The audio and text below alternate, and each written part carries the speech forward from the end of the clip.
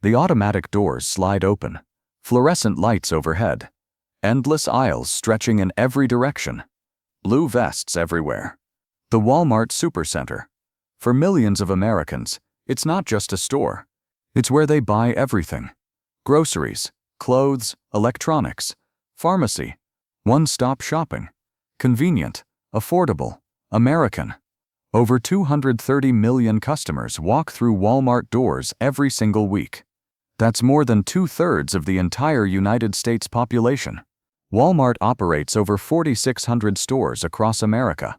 It's the largest private employer in the country with over 1.6 million workers. But here's what most of those shoppers don't know: what they're actually buying, where it really comes from, what it does to their communities, the business practices behind those everyday low prices. We spent months analyzing Walmart's business model. We examined supply chains.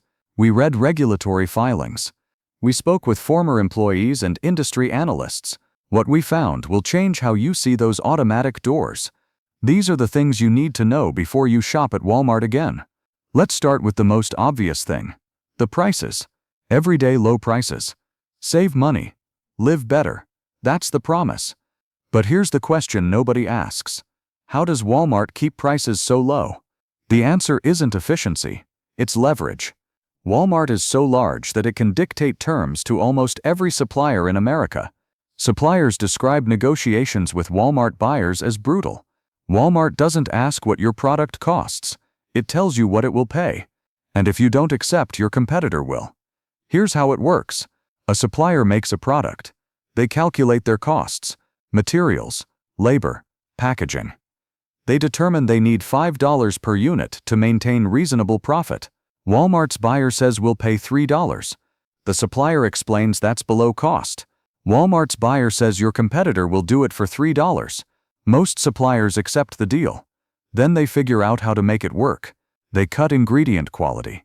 They reduce package size. They move production to cheaper facilities. They outsource to countries with lower labor costs. That's how Walmart keeps prices low, through market dominance that forces suppliers to cut corners everywhere else. When you buy that $3 product at Walmart, you're getting a product redesigned to hit Walmart's price point. Different ingredients, different quality. It looks the same. But what's inside has been value engineered. This is called the Walmart effect. Suppliers who become dependent on Walmart find themselves unable to serve other retailers. They become locked into a relationship where Walmart controls their entire business. Many suppliers have gone bankrupt trying to meet Walmart's demands. The pressure flows down the supply chain, from Walmart to suppliers, from suppliers to manufacturers, from manufacturers to workers. Someone always pays for those low prices. It's just never Walmart. Now let's talk about great value. Walmart's store brand. If you've shopped at Walmart, you've seen it everywhere. Great value is positioned as the budget option, the generic alternative to name brands. And most shoppers assume great value products are made by Walmart. That's not how it works. Great value products are made by the exact same companies that make name brand products. The same factories, often the same production lines. Great value peanut butter is made by a major manufacturer. Could be Jif, could be Skippy. They produce their name brand, then produce great value. Sometimes it's identical. Same recipe, different label. Great value often costs 30 to 50% less than the name brand.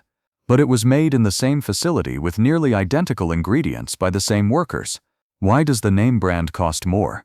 Marketing costs. Brand development. Advertising. Great value doesn't advertise. It just sits on the shelf with a lower price. When you buy great value, you're supporting the same company. You're just buying their product without paying for their advertising.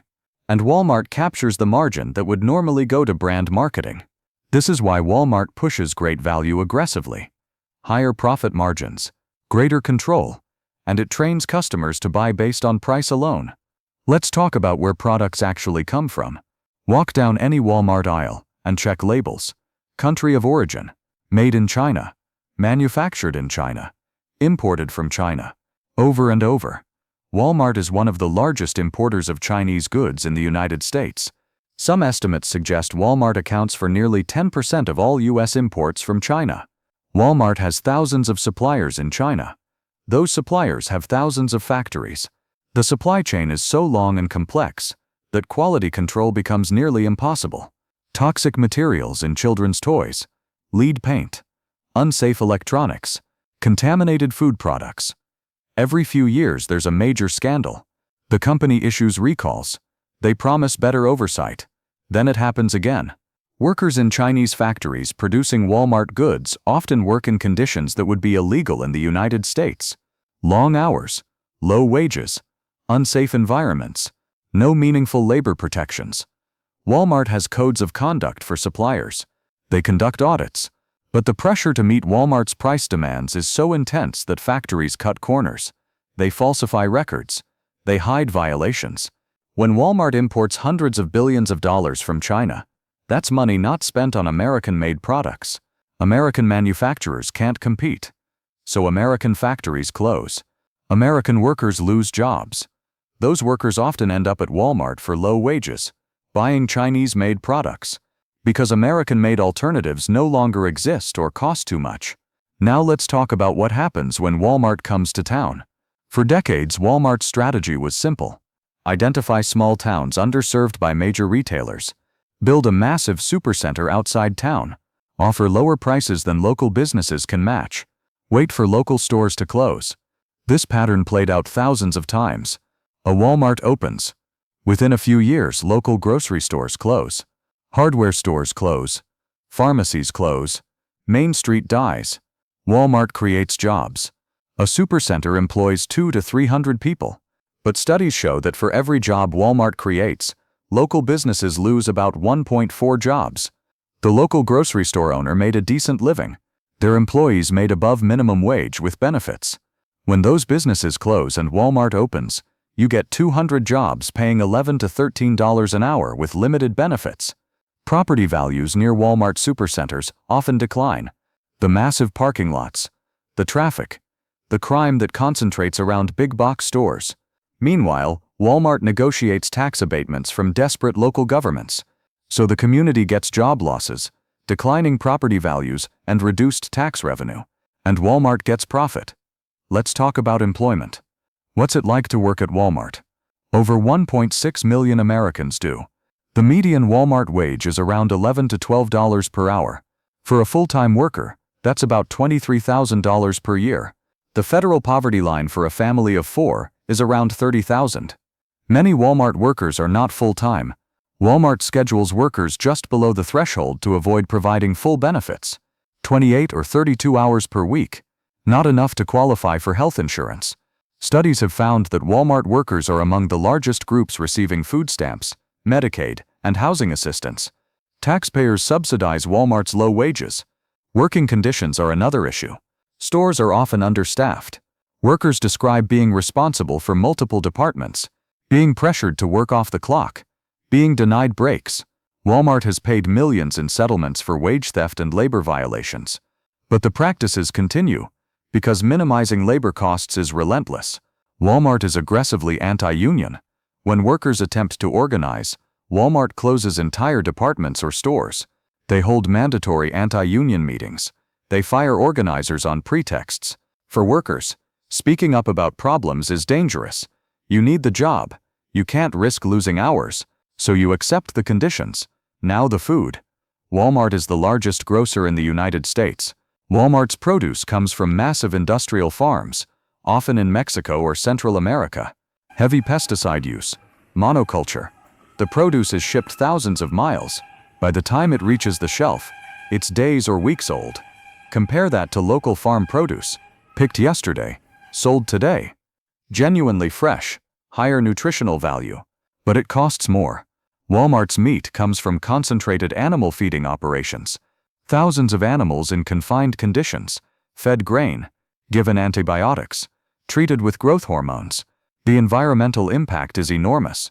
Waste runoff pollutes water. Methane emissions contribute to climate change.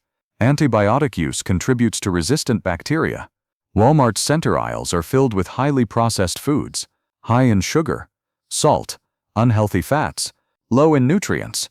These products are cheap and convenient, and terrible for your health. When Walmart demands lower prices, food manufacturers reformulate. More corn syrup, more seed oils, more preservatives, less real food. For families on tight budgets, these are often the most affordable calories, and rates of obesity, diabetes, and heart disease continue to rise. Let's talk about self-checkout. They seem convenient. Scan your items, pay, leave. But think about what's happening. Every self-checkout station replaces a worker. One attendant oversees 6 or 8 machines. Before, those would have been cashier jobs. Who does the work the cashier used to do? You do. You scan, you bag, you troubleshoot. You're performing labor. Walmart used to pay someone to do, and you're not getting compensated. This is a transfer of labor from paid employees to unpaid customers, and the savings don't go to you. They go to shareholders through higher profits. Walmart is publicly traded, but the Walton family still controls about 50%. The Walton family is the wealthiest family in America. Their combined net worth is over $200 billion.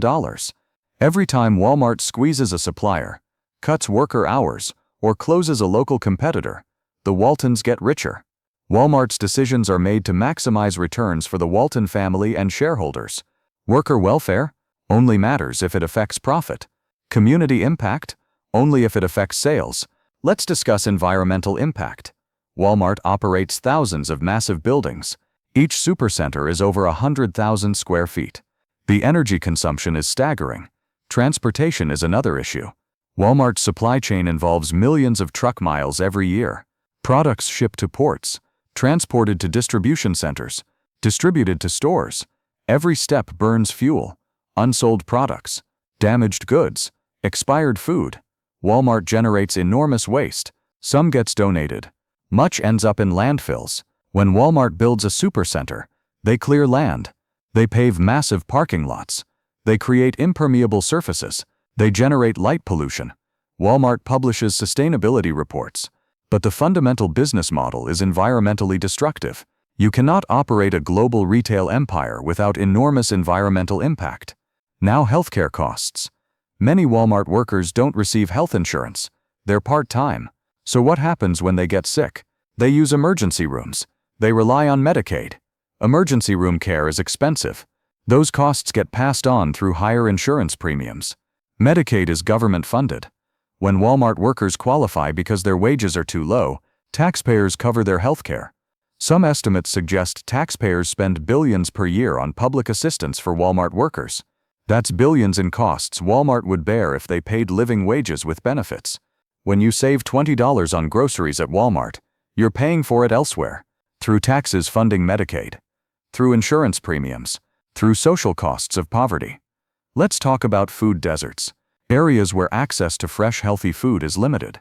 When a Walmart opens in an underserved area, residents gain access to food, but Walmart's presence often created the food desert in the first place. When Walmart opens in a region, local grocery stores close. They can't compete. Neighborhoods that had local stores end up with only Walmart. And if Walmart decides that location isn't profitable and closes, the neighborhood is left with nothing. No Walmart, no local stores. Walmart goes where they can make money. They stay as long as it's profitable. They leave when it's not. The community impact is secondary. Finally, the shopping experience. Walmart stores are designed to be overwhelming. Massive spaces, endless aisles. The scale creates a sense that everything you need is here. The layout maximizes time in store. Milk and bread at the back. You walk through thousands of other products. Impulse purchases. The checkout creates urgency. Long lines. Limited cashiers. You want to leave. You don't reconsider purchases. Prices end in 7 or 8 to create the impression of deep discounts. Walmart has tested this extensively. You came for milk.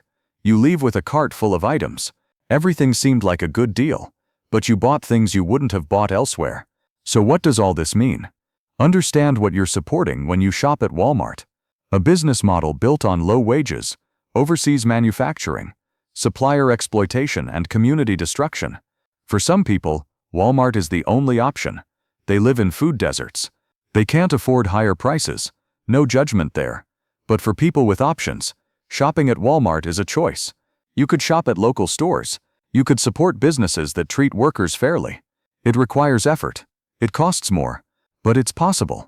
Consider the total cost. Walmart prices look low. But when you factor in taxes, subsidizing workers on public assistance, healthcare costs, environmental damage, community deterioration. The true cost is higher. Think about what kind of economy you want.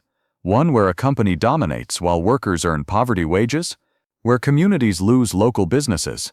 Or an economy with living wages, local ownership, environmental sustainability, and community resilience? Walmart exists because people shop there.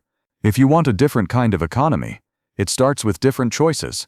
Next time those automatic doors slide open, pause, think about what you're actually buying, what it cost to get there, who paid the real price, and then decide whether those everyday low prices are really worth it. Because once you know what's behind those doors, it's hard to see them the same way again.